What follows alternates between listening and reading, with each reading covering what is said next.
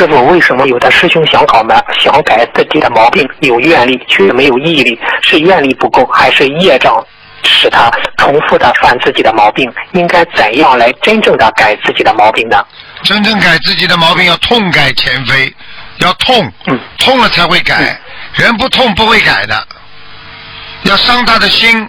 所以很多女孩子就是婚姻失败之后，她才真的伤心，才改自己的毛病的。